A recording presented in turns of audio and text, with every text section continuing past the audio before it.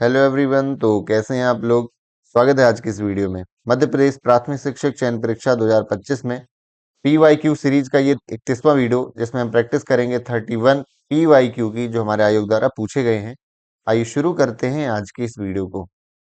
पहला प्रश्न है, all of the food chain in a single ecosystem और कॉल्ड। जितने भी प्रकार की फूड चेन है एक इकोसिस्टम में, हमारे पारितंत्र में, तो सभी खाद्य श्रृंखलाओं को क्या बोला जाता है। इन खाद्य श्रृंखलाओं को जो मिल करके अलग अलग जो खाद्य श्रृंखला एक इकोसिस्टम की मिल करके इसको जाल बोला जाता है, इसलिए इसे खाद्य जाल या हमारा फूड वेब बोला जाता है। आपको ये जो याद रखना है। बढ़ते हम अगले प्रश्न की ओर। हमारा कोविड-19 सबको पता है आया हुआ था।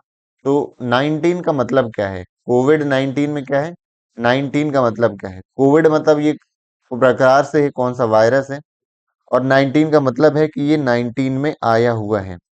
तो विषाणु और विषाणु से संबंधित रोग की पहचान का वर्ष, तो ईयर डिफाइन करता है, हमें पता है 2019 में आया था, तो इसलिए इसका नाम क्या है, कोविड-19।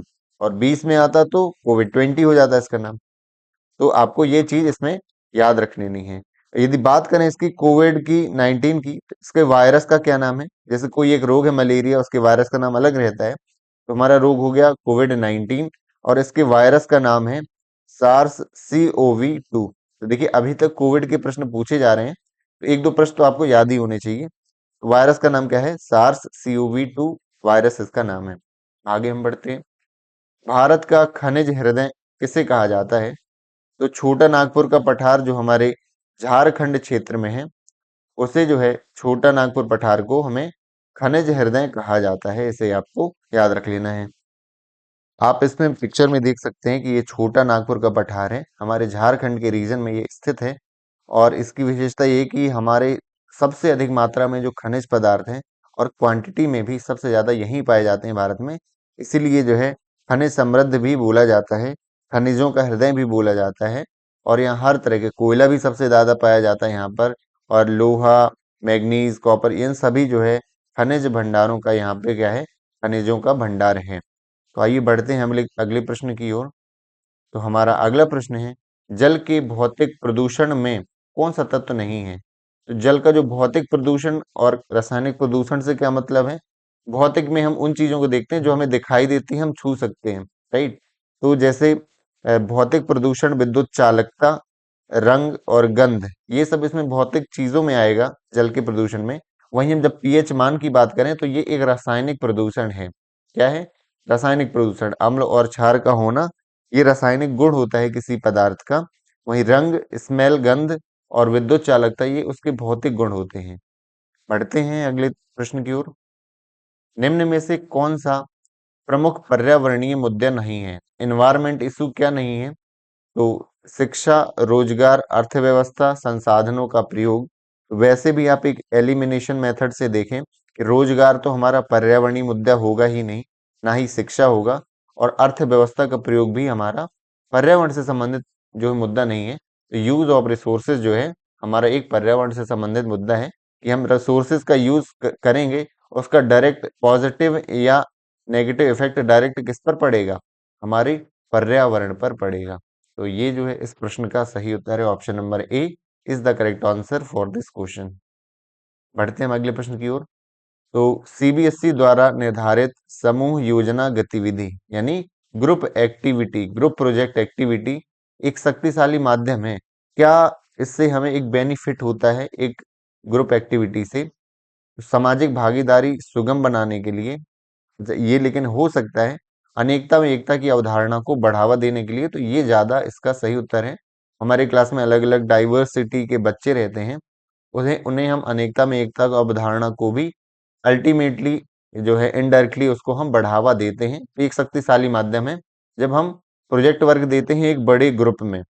तो ये आपको याद रख लेना है। आगे देखते हैं, तनाव उत्पन्न करने के लिए, बोझ कम करने के लिए, तो ये तो नहीं होगा आपका। Option number B is the correct answer. किसी आपदा के समय अपना घर खोने पर लोग कहाँ रहते हैं। तो घर जब खो जाते हैं तो सरकार द्वारा उनके लिए रिलीफ कैंप बनाए जाते हैं, राहत शिविर बनाए जाते हैं, तो वहां पर उन्हें रुकाया जाता है। तो ये इस प्रश्न का सही उत्तर है, और ये इजी कैटेगरी में आएगा। ये हमारा इजी कैटेगरी का प्रश्न है, यानी ये जो है सबसे ही लगभग बन जाएगा। एक लंबे समय तक एक बड़े क्षेत्र में मौसम की स्थिति और बदलाव के योग को क्या कहा जाता है? इसका जो सही उत्तर है वह है हमारा जलवायु। जलवायु और हमेशा दो चीजें आती हैं, मौसम और जलवायु में अंतर आता है। तो मौसम होती है दिन प्रतिदिन, है ना, दिन प्रतिदिन की जो है हमारे जो आसपास में जो परिवर्तन आता है वायुमंडल में, दशाओं में, जैसे अभी मान लीजिए सुबह होती है तो हल्की ठंडक होती है, दिन में धूप निकल आती है, शाम को मान लीजिए कभी पानी गिरने लगा, तो ये क्या हो गया, ये अचानक जो परिवर्तन हो रहा है इसको मौसम कहते हैं। जलवायु क्या होता है, ये कभी भी एक दो दिन का परिवर्तन, साल दो साल का परिवर्तन नहीं होता है, ये 50 100 साल 500 सालों का परिवर्तन होता है, मतलब लंबे समय तक, लगभग क्या लिखा है 30 से अधिक वर्ष का रहता है। कैसे? जैसे हमारे भारत में आपको पता होगा पहले क्या आती है, गर्मी आती है, फिर क्या आती है, ठंडी आती है, फिर आती है आपका गर्मी के बाद इसमें बरसात है, ठंड आती है। तो ये क्रम अभी से है, ये कई सालों से है। तो यह जो परिवर्तन है, गर्मी के बाद बरसात आना, फिर सर्दियां आना, फिर इसके बाद बसंत का आना, तो ये क्रम जो है ये कई सालों से है, कई सैकड़ों सालों से है। तो ये इसे कहेंगे जलवायु, ये हमारे भारत की जलवायु है ना। और मानसून भी कब आता है, गर्मियों में, तो ये अभी से नहीं आ रहा है, कई सौ सालों बाद, कई सौ सालों से आ रहा है। तो ये कहलाएगा आपका जलवायु। लेकिन दिन प्रतिदिन की जो वायुमंडलीय दशाएं हैं उनमें परिवर्तन होना, वो मौसम कहलाता है। आई होप आपका क्लियर हो गया होगा, और जिनका पहले से क्लियर है तो रिवीजन हो गया होगा। ड्रिप सिंचाई क्या कहलाती है? ड्रिप आपको पता होगा, आज ये नवीन पद्धति है सिंचाई की। इससे क्या होता है, इससे एक जल संरक्षण भी होता है, सबसे ज्यादा कम पानी लगता है। ड्रिप, और इसी को स्प्रिंकलर कहते हैं। और स्प्रिंकलर का मतलब है स्प्रे के फॉर्म में हम जो है सिंचाई करते हैं, पाइपों में जो है छिद्र बने होते हैं बहुत सारे, और इसके द्वारा सिंचाई होती है। आप इसमें देख सकते हैं कि ये जो फोटोज बनी हुई हैं, इसमें एक मेन पाइप से छोटे छोटे पाइप जाते हैं, और इसमें क्या है, छिद्र बने रहते हैं, तो धीरे धीरे जो है पानी टपकता रहता है, उसे ड्रिप कहते हैं। और थोड़ा स्प्रिंकलर थोड़ा अलग हो जाता है, वो स्प्रे के फॉर्म में रहता है, थोड़ा सा अंतर है दोनों में, ड्रिप और स्प्रिंकलर। लेकिन दोनों जो है हमारी सिंचाई की नवीन पद्धतियां हैं, इन्हें हम पारंपरिक पद्धतियों में नहीं गिना जाएगा। ऐसा प्रश्न आया भी है आयोग द्वारा कि इनमें से कौन पारंपरिक विधि नहीं है। आप जैसे देख सकते हो, ये टिपिकल ड्रिप सिस्टम है, और मेन जो है वाटर सप्लाई होती है, और पतले पतले जो है पाइपों के द्वारा ये जो है पूरे क्षेत्र को कवर करते हैं। वहीं आप यदि स्प्रिंकलर को देखें तो स्प्रिंकलर में क्या होता है, ये जो बारिश के फॉर्म में, इन्हें पेड़ पौधों को ऐसा लगता है जैसे एक बारिश हो रही हो, और वैसा माहौल बनता है। तो आप स्प्रिंकलर मतलब स्प्रे के फॉर्म में, बारिश के फॉर्म में जो है हम सिंचाई करते हैं, तो ये स्प्रिंकलर कहलाता है। तो ये दोनों पद्धतियां जो है नवीन पद्धतियां हैं, और इसमें पानी कम लगता है बाकी जो ट्रेडिशनल मेथड के द्वारा जो हम सिंचाई करते हैं। तो आइए बढ़ते हैं आगे हम अगले प्रश्न पर। सामाजिक संरचना की केंद्रीय इकाई क्या है? तो आपने आवास में पढ़ा होगा, उसके बाद परिवार एक पढ़ा होगा। परिवार एक सामाजिक संरचना की प्रमुख इकाई होती है, तो यही उस प्रश्न का डायरेक्ट उत्तर हो जाएगा। परिवार के द्वारा ही ये जो है आगे समाज का निर्माण होता है, जब कई परिवार मिलते हैं। तो मुख्य इकाई क्या है सामाजिक संरचना की? परिवार है। आगे देखते हैं, ऐसी कौन सी चीजें हैं जिनमें उच्च स्तर का फाइबर होता है? तो फाइबर जो है हमारे शरीर के लिए भी बहुत इम्पोर्टेंट होता है, हेल्दी डाइट में इसे काउंट किया जाता है। सबसे ज़्यादा जो फाइबर होता है हरी सब्जियों में, फल में, तो और साबुत अनाज, मतलब ये फूड ग्रेन, जो मेन ग्रेन होता है, जैसे मान लीजिए एक हो गया आटा या मैदा, तो गेहूं जो रहेगा उसमें ज़्यादा पाया जाएगा फाइबर, वहीं उसका आटे में कम पाया जाएगा। तो होल ग्रेन जो रहते हैं, इसलिए जो है वो ग्रेन, कौन से ग्रेन, जैसे माइलेज होता है, मिलेट्स बोला जाता है। मिलेट्स यानी मोटे अनाज, मक्का, ज्वार, तो इनमें क्या है, इनमें भी फाइबर का लेवल ज्यादा होता है, इसलिए इनको ज्यादा सलाह दी जाती है खाने की। तो इनमें से फल, सब्जियां, साबुत अनाज जो है इसमें फाइबर ज्यादा होता है। बाकी बर्गर, सलाद, मक्खन, अचार इसमें नहीं रहेगा, इसमें विटामिन ज्यादा रहेंगे। मक्खन में थोड़ा वसा की मात्रा ज्यादा रहेगी। और पिज्जा, नाचो, सैंडविच, तो ये सब बिल्कुल नहीं होगा। फाइबर के लिए हमारा ऑप्शन नंबर ए इस प्रश्न के लिए सही उत्तर है। अत्यधिक शराब के सेवन से हमारे शरीर का कौन सा अंग विशेष रूप से प्रभावित होता है? तो हम ये अल्कोहल ज्यादा लेते हैं तो लीवर में सबसे ज्यादा दिक्कत आती है, लीवर फेल हो जाते हैं, इसका ये लीवर ट्रांसप्लांट होते हुए आपने कई लोगों को देखा है, उसका दूसरा लीवर लगाया गया है। अत्यधिक शराब के सेवन से ये होता है। आगे देखते हैं, आंवला का मुरब्बा तैयार करने के लिए किस तकनीक को अपनाया जाता है? तो इसे संरक्षण कहा जाता है, अपघटन, पाश्चुरीकरण, परिरक्षण। इसको परिरक्षण करता है। और शील्डिंग, और सही अर्थ है इसका परिरक्षण ही है, यानी इसको हम सेफ करने के लिए, किसी चीज को लंबे समय तक रखने के लिए जो तकनीक अपनाते हैं वो है परिरक्षण। जैसे हम सिर्फ अचार का एग्जाम्पल ले लें, अचार को हम लंबे समय तक रखने के लिए उसमें क्या है, ऑयल ज्यादा यूज करते हैं और नमक, इन चीजों का हम उपयोग करते हैं, तो अचार भी हमारे घरों में सालों साल चलता है। वहीं आंवले को मुरब्बा देखें तो उसमें शक्कर का क्या मिलाते हैं, चाशनी जो है यूज करते हैं, जिससे उसमें बैक्टीरियल जो है, बैक्टीरियल एंट्री नहीं होती है, बैक्टीरिया नहीं प्रवेश करते हैं, तो इससे हमारा आंवला जो है बहुत लंबे समय तक वो चलता है। इसका सही अर्थ है शील्डिंग या परिरक्षण। वहीं पाश्चुरीकरण तो नहीं होता इससे संबंधित, अपघटन भी है जब बैक्टीरिया का प्रभाव पड़ जाए और उसे वो सरल अणुओं में तोड़ दे, तो अपघटन उसे कहते हैं। संरक्षण नहीं होगा इसका। सही उत्तर है आपका option number B. Square kilometre area, या इसे कहा जाता है एक टेलीस्कोप है, यह कहाँ स्थित है? तो ये अफ्रीका और ऑस्ट्रेलिया की संयुक्त परियोजना है, सैटेलाइट है, और स्थित यहाँ नहीं है। हालांकि प्रश्न ऐसा नहीं होना चाहिए था कि ये किस देश से संबंधित है, अफ्रीका और ऑस्ट्रेलिया से संबंधित है। और टेलीस्कोप लगाया गया है कि हम यहाँ से बहुत दूरी का देख सकते हैं, स्क्वायर किलोमीटर नाम से ही स्पष्ट है। और इसके द्वारा हम अपनी आकाश गंगा को भी बहुत क्लियर देख सकते हैं। ये वैसे दक्षिणी गोलार्ध में स्थित है, और हमारी ऑस्ट्रेलिया दक्षिणी गोलार्ध में ही है, अफ्रीका हमारे उत्तरी गोलार्ध में है, या भूमध्य रेखा में भी ये जो है इसका क्षेत्र आता है। तो यहाँ स्थित है अफ्रीका और ऑस्ट्रेलिया की दोनों का एक संयुक्त कंबाइन जो प्रोजेक्ट है, स्क्वायर किलोमीटर एरे, एक टेलीस्कोप का नाम है। ये आपको इतना आपके लिए सफिशियंट है याद रखने के लिए। तो पृथ्वी के समरूप कौन सा ग्रह है? तो पृथ्वी के समरूप मतलब आकार में सिर्फ बोला गया है, जो पृथ्वी का आकार है उसके समरूप यदि ग्रह की बात करें तो 19-20 का ही फर्क हो सकता है उसमें। तो इसका जो सबसे सही उत्तर है वह है शुक्र ग्रह।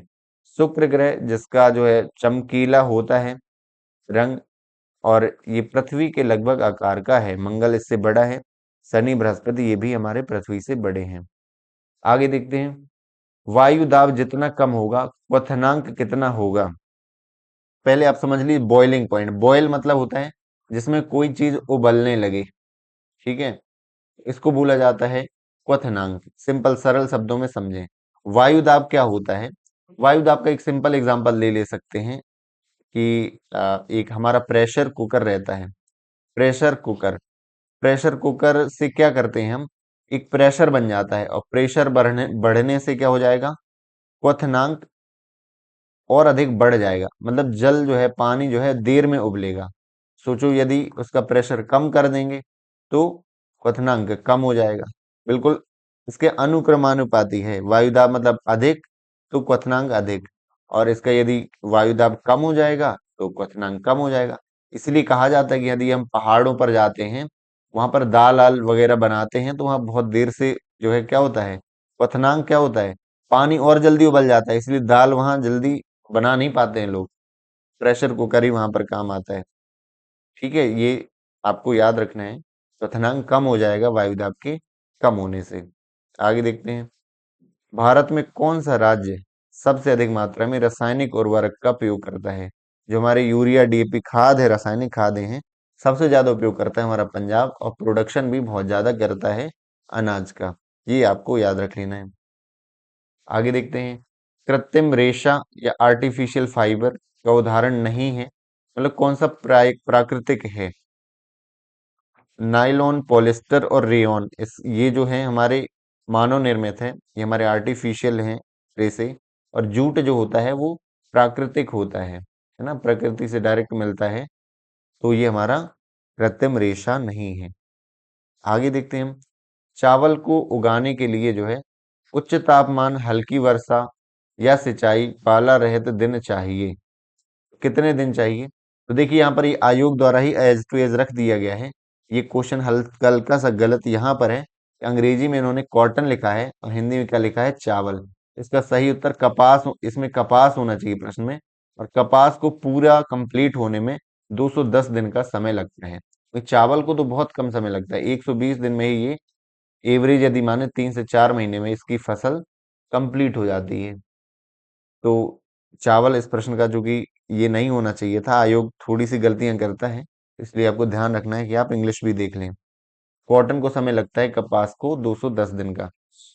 आगे देखते हैं। प्रश्न आया चावल से संबंधित, राइस, तो ये कहाँ उगाया जाता है? उत्तर पूर्व, आपने नॉर्थ ईस्ट में बहुत होता है, और तटीय क्षेत्र जो है उड़ीसा, इन वाले क्षेत्रों में, आंध्र प्रदेश में बहुत चावल होता है। और उत्तर पूर्वी भारत में होता है। तो ये इसके दोनों उत्तर जो हैं, इसके बिल्कुल सही उत्तर है। जहां पानी की सुविधा होगी, चाहे वहां बारिश अच्छी मात्रा में हो रही हो या पानी सिंचाई की बढ़िया व्यवस्था है, तो बहुत अच्छे जो है वहां पर चावल की खेती होती है। आगे देखते हैं। कौन सा दिन है जो 1 जून को मनाया जाता है, एक दिवस को वर्ल्ड मिल्क डे मनाया जाता है? ये जो है आपको याद रख लेना है। इसके साथ साथ जो 5 जून पर्यावरण दिवस है ही, और सारे आपको दिवस आपको याद होना चाहिए जो इम्पोर्टेंट है। इसके लिए एक एक दिवस ऐसे बताने की जरूरत नहीं होती है, पूरी आपको लिस्ट पता होना चाहिए हर मंथ के। और इसका एक तरीका ये होता है, यदि आप लंबी तैयारी कर रहे हैं, तो जो महीना अभी चल रहा है करंट के महीने के आप दिवस जरूर याद कर लीजिए। 3 से 4 रहते हैं, तो आप जो है इस तरह से बहुत आसानी से याद रख सकते हैं। अभी क्या कर सकते हैं आप, एक एक दिन में 3 3 महीने का ले लीजिए, 3 मंथ के दिवस याद कर लीजिए, फिर अगली बार 3 मंथ के, आपके 4 दिन में सब याद हो जाएंगे। और एक्स्ट्रा एफर्ट भी नहीं लगाने पड़ेंगे आपको। गूगल में आप डायरेक्ट सर्च भी कर सकते हैं। निम्नलिखित पर विचार कीजिए। एक परियोजना कार्य है, यानी प्रोजेक्ट मेथड होता है। कार्य की समस्या और उद्देश्य कथन होता है, बिल्कुल होता है। परियोजना टीम को दीक्षित करना, दीक्षित मतलब क्या होता है, ट्रेन करना। जो हमारे प्रोजेक्ट में भाग लेने वाले हैं बच्चे, उनको ट्रेन करना, मेल जोल बढ़ाना, भूमिकाएं एवं कार्य बांटना, ये सब काम होते हैं परियोजना के, प्रोजेक्ट के। तो ये कब काम करने पड़ते हैं, पहले परियोजना के दौरान, या उसके बाद, या सबसे बाद में। तो ये है प्री एक्टिविटी स्टेज है।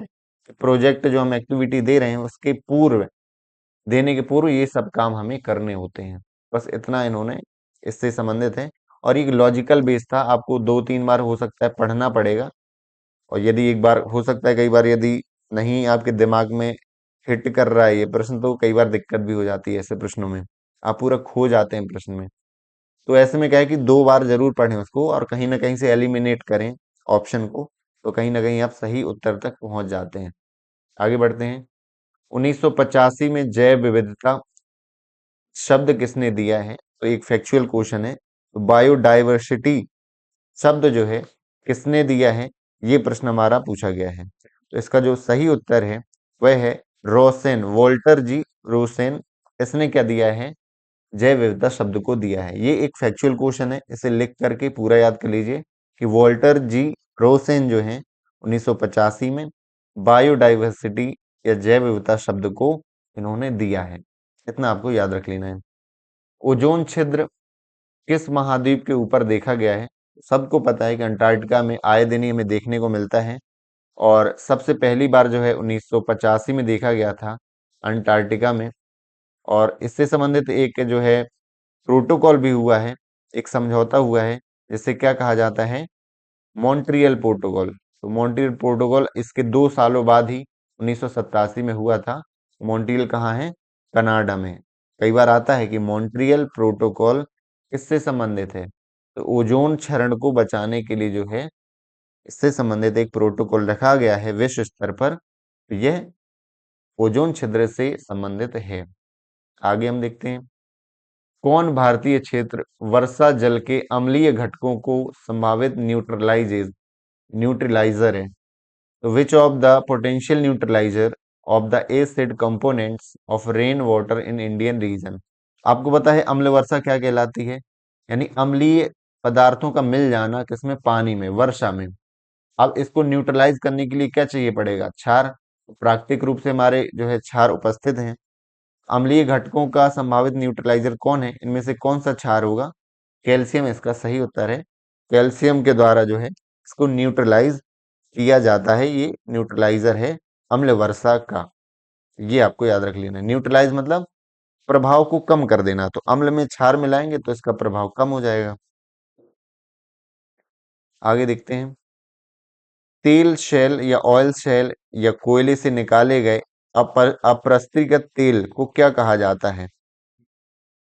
तो जो है कोयले से जो निकाला गया आपका अप्रस्थिगत तेल है, या सीधे आप संशोधन से निकाल लिया गया है, ऑयल सेल कहलाता है, समुद्रों की गहराई से, तो उसको सिन क्रूड ऑयल कहा जाता है। तो ये आपको याद रख लेना है, सिन क्रूड ऑयल। इसमें करेक्ट आंसर भी लिखा है, ऑप्शन नंबर ए जो है इसका सही उत्तर है। इसे आपको याद कर लेना है। आगे देखते हैं। जब उचित सीसीई करने की बात आती है, सीसीई आपको पता है क्या होता है? तो इनके जो अर्थ हैं, कंटिन्यूअस कंप्रीहेंटिव इवेल्युएशन, या इसको बोला जाता है, पहले शब्द का मतलब है सतत, दूसरे का मतलब है व्यापक स्तर पर, और तीसरे का मतलब है मूल्यांकन। मूल्यांकन की बात आती है जब, तो किस तरह के दृष्टिकोण की आवश्यकता होती है? तो उदार होना चाहिए, सहयोगी, उद्धत, व्यक्तिवादी। तो हमें लग भी रहा है इनसे कि ये हमारा सहयोगी होना चाहिए, और इसीलिए इसका उत्तर क्या है? इसका उत्तर यही है, कोलैबोरेशन, सहयोग की आवश्यकता होती है बच्चों और शिक्षक में, और शिक्षकों और शिक्षकों के बीच में, क्योंकि आप बच्चों के सहयोग के बिना उनका मूल्यांकन पूरी तरह से नहीं कर सकते हैं, क्योंकि सिर्फ टेस्ट से, जो आप टेस्ट लेने से केवल एक पक्ष का मूल्यांकन होता है, वो भी उनका संज्ञानात्मक है। ओवरऑल डेवलपमेंट है, तो कोलैबोरेशन जो है वो बहुत जरूरी होता है। आगे देखते हैं। अधिगम प्रक्रिया में आईसीटी उपकरण के एश्योर मॉडल में प्रथम एस का रूप क्या है? एश्योर का पहली बात, यदि फुल फॉर्म बनता है तो हमें ये जो पहला इसमें एस है, इसका पूर्ण रूप हमें पता चल जाता है। तो ये इसको आप थोड़ा सा क्लियरली देख लीजिएगा कि इसको बोला जाता है, पहले जो हमारा लेटर है, इसका मतलब है एनालाइजिंग, एनालाइजिंग लर्नर, यानी लर्नर जो हमारे शिक्षार्थी हैं उनको एनालाइज करना है कि उनका जो है बेसिक लेवल क्या है, हमें किस तरह का उसमें मटेरियल सेलेक्ट करना है। तो दूसरा होता है हमारा एस। एस का मतलब है हमारा select the objective, state the objective भी है। तो हमें पता चल गया है कि दूसरा है स्टेट ऑब्जेक्टिव, यानी हमें लक्ष्य पहले निर्धारित करने होंगे, ऑब्जेक्टिव उसके निर्धारित करने होंगे। और हमारा इसके बाद तीसरा आता है पहला एस, ये तीसरा वाला जो एस है, दूसरे का तो मतलब ये हो गया कि उद्देश्य बताएं, यानी उद्देश्य हमें पहचानने होंगे, आईसीटी का उपयोग करना है। तो तीसरा है सेलेक्ट, एस से सेलेक्ट मेथड, मेथड कौन सा यूज करना है, मीडिया कौन सा यूज करना है, और मटेरियल कौन सा यूज करना है। तो ये हमारे तीसरे एस का फुल फॉर्म है। चौथा है यूटिलाइज, यानी जो हम मीडिया यूज कर रहे हैं उसका यूटिलाइजेशन होना चाहिए, उसका उपयोग होना चाहिए, किसका? मीडिया, और जो हमने मटेरियल सेलेक्ट किया है। तो हमारे ये चार हो गए हैं। और आर और ई का जो है रिक्वायर लर्नर पार्टिसिपेशन, यानी बच्चों का बहुत अधिक उसमें पार्टिसिपेशन होना चाहिए। तो रिक्वायर लर्नर पार्टिसिपेशन, यानी बच्चों की उसमें गतिविधि में सहयोग होना चाहिए। आगे देखते हैं। जो लास्ट आता है इवेल्युएशन, पता है ई से, इवेल्युएट एंड रिवाइज। हमें इवेल्युएट भी करना है कि हमारा आईसीटी का जो एकीकरण है, इंटीग्रेट हमने किया है पढ़ाई में, उसका बच्चे जो है प्रॉपर उपयोग जो है बच्चों में हो पाया है, नहीं हो पाया है, बच्चे कुछ उससे सीख पा रहे हैं या नहीं सीख पा रहे हैं। तो ये चीज इसमें है, जो आपको फुल फॉर्म बस इसको याद करने की जरूरत है, और फुल फॉर्म सही इसके क्वेश्चन बन जाते हैं, और काफी चीजें इसमें समझ में आ जाती हैं। आगे देखते हैं। और हमारी वीडियो के ये आखिरी प्रश्न है, जैसा कि हम करते हैं कि आखिरी प्रश्न आपके लिए छोड़ते हैं। तो निम्नलिखित में से कौन सा अनुभवों के शंकु में सबसे सर्वोच्च स्थान है? Which of the following is the top most position in the cone of experience? तो अनुभवों का जो एक शंकु होता है, ये एक मॉडल है, तो इसमें सबसे उच्च स्थान पर कौन रहता है? तो ये आपको बताना है कि क्षेत्र भ्रमण रहता है, श्रव्य रहता है, सिंबल्स रहते हैं, या जो पाठ्य सामग्री है, और प्रतीक है, ये आपको याद रख लेना है। हाँ, इसका उत्तर आपको कमेंट बॉक्स में देना है, और याद के लिए मान लीजिए आपका होमवर्क के जैसा है। Thank you so much for watching this video. मिलते हैं हम अगली वीडियो में किसी तरह की नई सीरीज जो हमारे ईवीएस की है। 31 वीडियो हो चुकी है, यानी अभी जो है हम कंटिन्यू चलेंगे, और लगभग इसकी 50 PYQ करेंगे, तो हमारा बहुत अच्छा जो है हमारा लेवल हो जाएगा ईवीएस के स्तर में। Thank you so much for watching this video. मिलते हैं अगली वीडियो में।